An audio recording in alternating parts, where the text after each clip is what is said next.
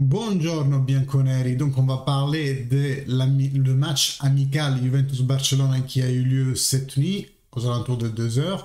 Moi j'ai pas tout encore regardé, j'en suis arrivé à les premiers 10 minutes de la deuxième mi-temps, mais je vais commencer mon enregistrement. D'ailleurs d'abord on va parler un peu de la situation Paul Pogba qui a évolué hélas ces derniers jours. En tout cas, avant de commencer, merci de liker et commenter la vidéo. Ça fait grandir la chaîne, ça booste moi ma motivation à vous apporter du contenu le plus souvent possible. Et abonnez-vous à la chaîne si vous êtes nouvel arrivant. Activez aussi la petite cloche, abonnement plus petite cloche, deux actions distinctes. Comme ça au moins vous êtes mis au courant de toutes mes prochaines vidéos.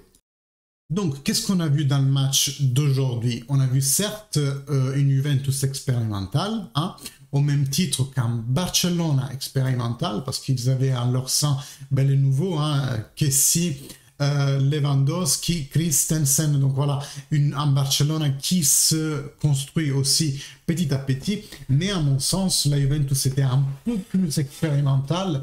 Pourquoi je dis ça? Parce qu'on a vu déjà, pour la première fois, la défense Bonucci-Bremer. Ensuite, on a vu Rovella devant cette défense-là. Et on a vu Cuadrado haut à gauche, Di Maria théoriquement en haut à droite, mais en vrai très libre de aller pendant tout le terrain. On a vu Ken point central. Et comme je disais, la chose vraiment étonnante, c'était le Cuadrado haut à gauche, rôle qui serait dans un idéal par rapport à l'effectif qu'on a aujourd'hui de Federico Chiesa. Mais c'est vrai que Cuadrado, on n'a plus l'idée de le voir à droite, que ce soit haut ou bas. Bref, Juventus expérimental, Juventus qui, pour moi, dans les premières 15 minutes, voilà, s'est fait un peu avoir par le Barça en ce qui concerne le jeu. Le Barça était beaucoup plus dans la surface de la Juventus que l'inverse. Néanmoins, pour moi, dans la première mi-temps, c'est la Juventus qui a créé plus. Si on cumule hein, les 12 premières minutes du Barça, puis le reste, on a eu pas mal d'occasions, hein, tous causés par des sprints de Di Maria. Di Maria qui décide comme ça de laisser les adversaires sur place et de créer des occasions, de verticaliser au bon moment, par exemple pour Cuadrado, et quand il lui retourne le ballon, Di Maria il rate la balle d'un milliseconde pour la mettre au fond du filet du Barça.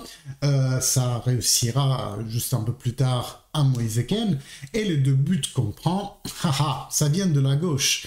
Oui, d'abord avec Cuadrado et Alexandre qui se font complètement enivrer par les feintes de Dembélé. Dembélé qui décide de faire le Dembélé et il met au fond du filet un premier but. Ensuite, on égalise, comme je vous disais, avec Moise Kean. Belle passe de Cuadrado. Déjà, c'est Locatelli qui arrive à trouver Cuadrado. Locatelli attire le mouvement du milieu du Barça, je ne sais plus lequel, et laisse découvert pour Cuadrado. Locatelli a la froideur de lui donner une balle en profondeur. Cuadrado centre au ras du sol et Ken se fait trouver sur la trajectoire. Deuxième but, c'est encore Dembélé hein, qui en fait des siennes. Cette fois, c'est plus Cuadrado, plus Locatelli qui se font avoir. Alexandre, il est un peu plus défilé dans cette action. Mais néanmoins, on prend des buts de la gauche. Donc, attention au flanc gauche. Ça va être vraiment, si les choses restent telles quelles, ça va être vraiment notre gros point de douleur pour cette saison. Les équipes vont le savoir et vont de tout faire pour nous attaquer de ce côté-là. Donc, première mi-temps qui se termine sur le 2-1 pour le Barcelone. On revient tout de suite à la deuxième mi-temps, mais d'abord je veux parler un peu de Paul Pogba parce que donc vous avez certainement su, il s'est blessé au ménisque durant l'entraînement. Hein. C'est pas quelque chose de musculaire. Le ménisque, c'est, je crois, une jonction entre les os, hein, pour que les os ne se frottent pas entre eux.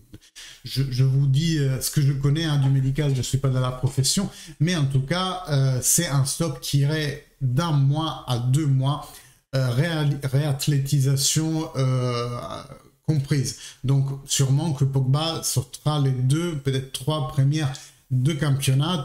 Il devrait s'opérer. On va voir ce que ça donne dans la réalité. Est-ce qu'ils font une thérapie conservative, première option, et donc en gros, il reste avec son ménisque fissuré, cassé, et juste il vit avec quelques temps, ou alors on décide d'opérer tout de suite, et notamment ça pourrait améliorer la stabilité du ménisque une fois la récupération effectuée.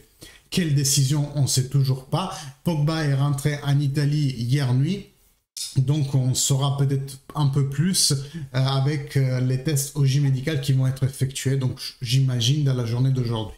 Et donc dans la deuxième mi-temps, disons que le plot du match reste à peu près le même, sauf qu'on arrive à égaliser avec Moise Kean, avec une action assez similaire dans les dynamiques, c'est-à-dire que c'est toujours Di Maria qui ouvre la voie, il trouve Locatelli et Locatelli arrive, il y a une belle passe de Zaccaria aussi vers Locatelli avant, et après Locatelli arrive à trouver Moise Kean qui met au fond du filet.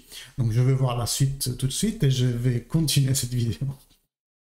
Voilà, déjà je viens de lire la nouvelle que Paul Pogba, il va être out pendant 2 mois, il y aura effectivement une opération, enfin du moins c'est ce qu'il dit l'application Fantacalcio sur laquelle j'ai lu les nouvelles. Si vous en avez d'autres, n'hésitez pas à les écrire dans les commentaires, puis je ferai peut-être un commentaire piné tout en haut pour qu'il reste visible. Et en tous les cas, le reste du match a été progressivement baissant en qualité et en envie des équipes, même si on remarque bien entendu des attaques encore du Barcelone qui presque marque un but sur coup franc de Rafinha. Il a pris pratiquement la lucarne, mais la mauvaise partie de la lucarne, les poteaux, quoi. Et puis sur un cross successif dans l'action, encore une fois, la lucarne, les poteaux. Et après, dans la fin de match, 2 belles actions je crois que c'était Gavi et Memphis qui n'arrivent pas à finaliser, mais dans tous les cas, on subit un peu le Barcelone en fin de match.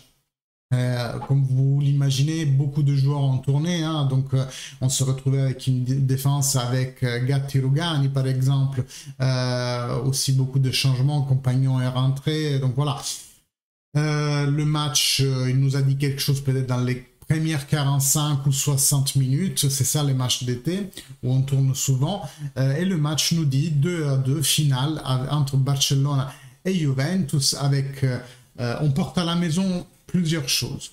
L'incapacité de la chaîne de gauche, 2 fois à la fois de construire et à la fois de se défendre. Les 2 buts, comme dit, on les prend de gauche. Là où les principaux fautifs sont bien entendu Cuadrado et Alexandro, mais dans le deuxième but, il y a la complicité de Locatelli. Donc vraiment, je pense que la Juventus va devoir attentionner particulièrement cette zone du terrain, la gauche, parce qu'il nous manque l'ailier attaquant, en attendant que Chiesa revienne, et il nous manque un allié défensif, parce que si tu mets une silhouette d'entraînement à la place d'Alexandre, je pense qu'elle fait même plus peur aux adversaires. Après Dembélé, hein, un joueur de classe innée, quand c'est sa journée, il y en a plus pour personne, mais c'est sûr que s'il se retrouve en face Alexandre, ça peut que lui rendre la vie plus facile, on va dire. Ensuite, on ramène à la maison Di Maria, qui est un joueur vraiment extraordinaire. Moi-même, je l'avais un peu sous-estimé, mais en le voyant jouer, en voyant comme il porte le ballon, comme il saute l'adversaire encore facilement à son âge, et comment il a la vision de jeu, de mettre des ballons là exactement où il faut les mettre.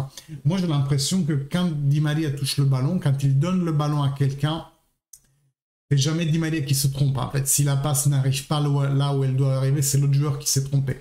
J'ai un peu cette impression-là. Je ne suis pas en train de l'idolâtrer ou de le mettre sur un pupitre. Hein. On verra avec le temps qu'est-ce qu'il fait Angel Di Maria. Mais en ce moment, c'est vraiment une injection de nouveauté, de envie, de motivation, de classe et de vision de jeu à l'intérieur de la Juventus. On peut parler du bon impact de Bremer, même si, comme dit, il y a eu beaucoup de changements pour lui. Il est passé d'une défense à 3 à une défense à 4, et surtout sur le centre droit à jouer pour lui.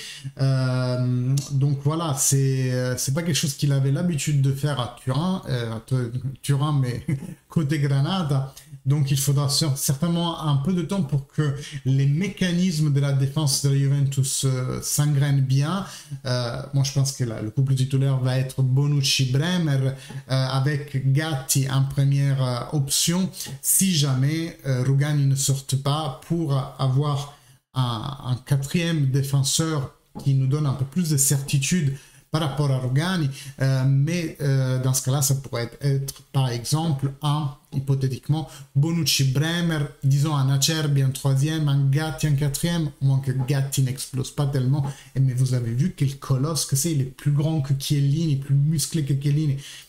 Il doit être vraiment impressionnant vu en vrai. Bref, donc pour la défense, on attend que les mécanismes soit plus huilier, et moi je remarque une bonne prestation de Rovella qui a joué tous les 90 minutes, signe qu'il est aussi en condition physique, qui n'a pas mal fait, il a vraiment des bons temps pour être un joueur devant la défense. Après, pour une appréciation totalement personnelle, je préfère un peu plus Fagioli dans ce rôle-là de Régis devant la défense. Miretti, moi je le vois plus comme mezzala, enfin c'est une mezzala, hein. Pas moi je le vois, mais Fagioli et Rovella devant la défense, c'est des bons joueurs. Je préfère Fagioli parce que je pense que Rovella aurait pu exploser plus par rapport au fait qu'il a beaucoup plus de présence en Serie A que les deux autres, Miretti et Rovella.